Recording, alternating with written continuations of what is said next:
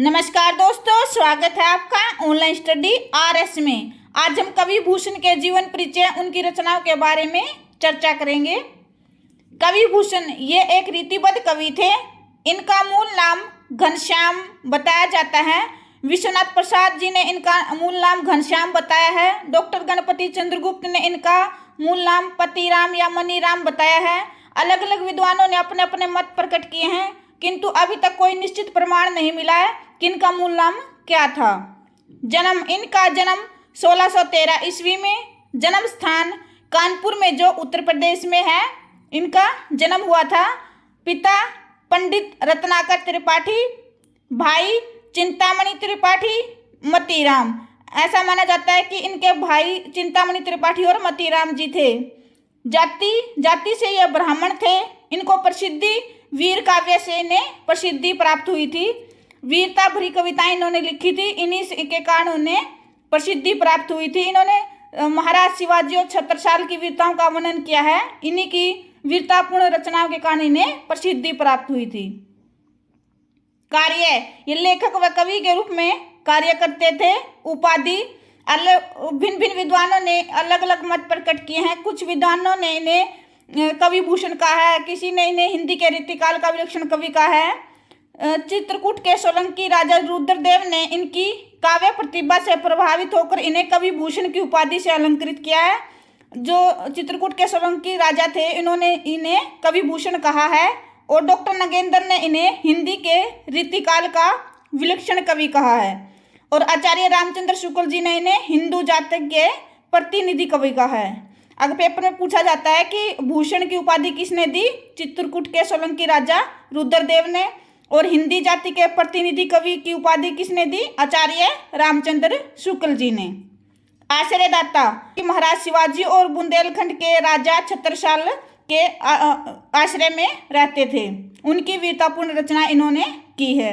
मृत्यु, इनकी मृत्यु 1715 ईस्वी में हुई मानी जाती है। रचनाएं, भूषण की मुख्य रूप से 3 रचनाएं ही उपलब्ध हैं। बाकी की रचनाएं अप्राप्त हैं, उनका कोई निश्चित प्रमाण नहीं मिला। फिर भी इनकी मुख्य रचनाएं इस प्रकार हैं: शिवराज भूषण, छत्रसाल दशक, शिवा बावनी, अलंकार प्रकाश, छंदो हृदय प्रकाश। इनकी और भी रचनाएं बताई गई हैं, लेकिन शिवराज भूषण, छत्रसाल दशक और शिवा बावनी ही इनकी रचनाएं प्राप्त हैं, बाकी रचनाएं अप्राप्त हैं। सबसे पहले है शिवराज भूषण। शिवराज भूषण एक विशालकाय ग्रंथ है जिसमें 385 पद हैं। इसमें एक ओर तो अलंकारों के लक्षणों का निरूपण है, तो दूसरी ओर उन अलंकारों के उदाहरण के रूप में शिवाजी के शौर्य एवं पराक्रम का वर्णन किया गया है। इसमें शिवा बावनी में 52 कविताओं में शिवाजी के शौर्य पराक्रम का ओजपूर्ण वर्णन किया गया है। इनके शिवा बावनी है जो इनकी रचना, और शिवराज भूषण है। इन दोनों रचना में शिवाजी के वीरता का वर्णन है। छत्रसाल दशक में केवल 10 कविताओं में बुंदेला वीर छत्रसाल के शौर्य का वर्णन है। इसमें छत्रसाल दशक में छत्रसाल के जो राजा हैं उनकी वीरता का वर्णन किया गया है। नेक्स्ट है साहित्यिक विशेषताएं। भाव पक्ष, सबसे पहले है वीर रस की प्रधानता।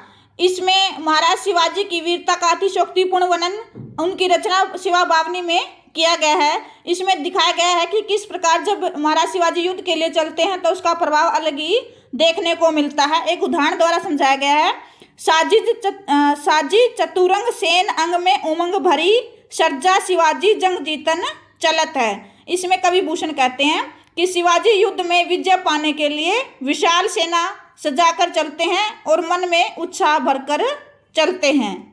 नेक्स्ट है राष्ट्रीय भावना की प्रधानता। भूषण जी की कविता में राष्ट्रीय भावना की प्रधानता भी देखने को मिलती है। उन्होंने देखा है कि धार्मिक स्थानों को अपवित्र किया जा रहा है, मंदिर गिराकर मस्जिद बनवाए जा रहे हैं, सांस्कृतिक मापदंडों की समाप्ति की जाने का प्रयास किया जा रहा है। ये सब किसके द्वारा किया जा रहा है? औरंगजेब के द्वारा। महाराज शिवाजी ही ऐसे महाराज हैं जो इस राष्ट्र के सम्मान के लिए संघर्ष कर सकते हैं। उन्होंने एक उदाहरण द्वारा कहा भी है: वेद रखे विदित पुराण सारयुक्त राखे राम नाम राख्यो अति रसना सुगर में, अर्थात वेद पुराणों की रक्षा और जो राम का नाम रटते हैं, जो राम के नाम का जाप करते हैं, हिंदू जाति के व्यक्ति हैं, उनकी रक्षा महाराज शिवाजी ही कर सकते हैं। नेक्स्ट है सजीव युद्ध वर्णन। भूषण की कविता वीर रस एवं ओज गुण से संपन्न है। इसमें युद्धों का सजीव वर्णन किया गया है। युद्ध के समय सेना के चलते समय उठने वाली जो धूल है वो एक बवंडर के तरह लग रही है और उसमें जो सूर्य है वो एक तारे की तरह टिमटिमाता हुआ नजर आता है। और जब ये सेना चलती है तो ऐसा लगता है कि पृथ्वी पर चारों ओर खलबली मच गई है।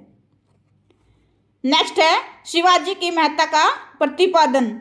इसमें भूषण ने शिवाजी को एक ऐसे महापुरुष के रूप में प्रस्तुत किया है जिसमें देश की रक्षा के लिए अपना सब कुछ दांव पर लगा दिया है। शिवाजी थे जो वे मुगलों के से टक्कर लेने के लिए खड़े थे और मुस्लिम अत्याचारों का विरोध करते हुए हिंदुओं के धर्म की रक्षा की। एक उदाहरण द्वारा उन्होंने बताया है, हिंदू की चोटी रोटी राखी है सिपाही की, कांधे पर जनेऊ राख्यो माला राखी घर में। इसमें कवि भूषण कहते हैं कि शिवाजी धर्म की रक्षा करने वाले हैं। उन्होंने औरंगजेब के अत्याचारों से वेद पुराणों की रक्षा की और उन्होंने हिंदुओं की चोटी राखी है, यानी कि जो चोटी रखते हैं उनके हिंदुओं की रक्षा की है। सिपाही को यहाँ अपने यहाँ पर काम देकर उनकी रोटी का प्रबंध किया है।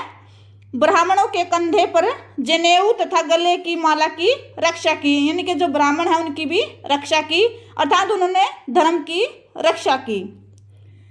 नेक्स्ट है धार्मिक भावनाओं की अभिव्यक्ति। धार्मिक भावनाओं की अभिव्यक्ति करते हुए अनुभव कर रहे हैं कि हिंदू धर्म पर संकट है, औरंगजेब इन्हें नष्ट करने पर तुला हुआ है, मुस्लिम जो सभ्यता है वो और जो संस्कृति है वह पूर्णतः प्रचार कर रही है, यानी कि हिंदू धर्म को नष्ट करके मुस्लिम धर्म को बढ़ावा दिया जा रहा है। उन्होंने देखा है मंदिरों को तोड़कर मस्जिद बनाए जा रहे हैं, ब्राह्मणों के जनेऊ तोड़े जा रहे हैं। भूषण जी मुसलमानों के विरोधी नहीं थे, किंतु उनके द्वारा किए जाने वाले अत्याचारों का विरोध कर रहे थे, उनके प्रति आवाज उठाना चाहते थे। कला पक्ष सबसे पहले है भाषा। इन्होंने ब्रज, बुंदेलखंडी, खड़ी बोली आदि भाषाओं का प्रयोग किया है। नेक्स्ट है अलंकार। इनके काव्य में उपमा, रूपक, उत्प्रेक्षा, यमक अलंकार, अतिशयोक्ति अलंकार आदि का प्रयोग है। यमक अलंकार का एक सुंदर उदाहरण देखिए। ऊंचे घोर मंदिर के अंदर रहने वाली ऊंचे घोर मंदिर के अंदर रहती है, कंद मूल भोग करे 3 बेर खाती सो 3 बेर खाती है। इसमें कवि भूषण कहते हैं कि शिवाजी के भय से उनके जो शत्रुओं की जो स्त्रियां हैं वो भी ऊंचे ऊंचे महलों को छोड़कर पर्वतों की गुफाओं में रहने लगी हैं और उन्हें जहां स्वादिष्ट भोजन खाती थी वो अब उन्हें स्वादिष्ट भोजन नहीं मिलता, वे अब कंदमूल फल आदि खाकर ही निर्वाह कर रही हैं।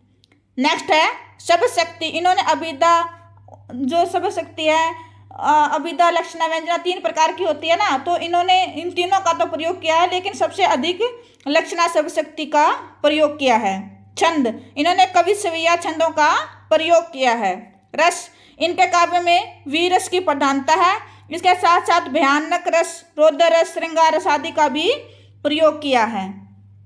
आचार्य रामचंद्र शुक्ल जी ने इनके विषय में कहा है, भूषण के वीर रस उद्गार सारी जनता के हृदय की संपत्ति हुए। शिवाजी और छत्रसाल की वीरता के वर्णनों को कोई कवियों की झूठी खुशामद नहीं कह सकता, वे हिंदू जाति के प्रतिनिधि कवि हैं। अर्थात इन्होंने उनकी केवल प्रशंसा मात्र से ही उनकी प्रशंसा नहीं की, बल्कि सच्चे मन से और उनकी वीरता को देखते हुए महाराज शिवाजी और छत्रसाल की प्रशंसा की है।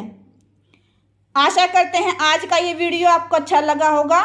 अगर अच्छा लगा हो तो लाइक, शेयर, सब्सक्राइब करें। धन्यवाद।